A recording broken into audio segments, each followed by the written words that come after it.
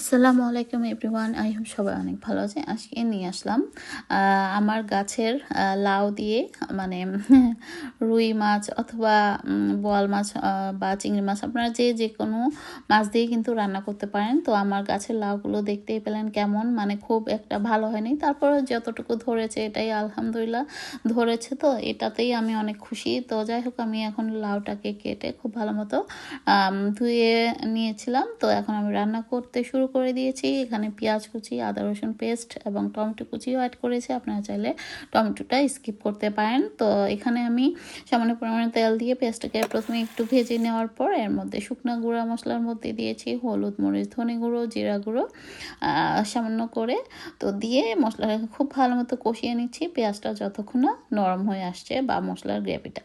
তো যাই হোক, মশলাটাকে কিছুক্ষণ কষানোর পর লাউটাকে কেটে দিয়ে দিলাম। এখানে অল্প পরিমাণে লাউ দিয়েছি, মানে একটা, যেটা প্রথমে কাটা দেখেছিলেন সেই কেটে কাটা লাউটাই আমি আসলে রান্না করছি, আর আস্তটা রেখে দিয়েছি আরেকদিন করব।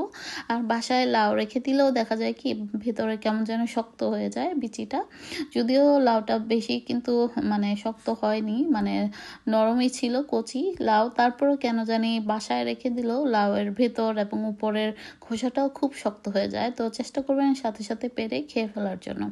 তো সমস্ত কিছু আসলে একসাথে তো খাওয়া যায় না, তো তখন দেখা যায় রাখতেই হয়। তো ডিপ ফ্রিজে না রেখে ফ্রেশটা খাওয়ার মজাই আলাদা, কিন্তু কিছু করে না, বাধ্য হয়ে অনেক সময় রাখতে হয়। তো যাই হোক, চেষ্টা করবেন ফ্রেশটা খেয়ে ফেলতে।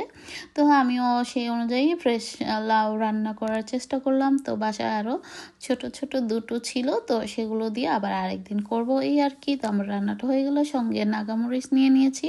লাউ আমার সবসময় ফেভারিট। তো যাই হোক, কেমন লাগলো? তো আজ পর্যন্ত, আল্লাহ হাফেজ, থ্যাংক ইউ ফর ওয়াচিং।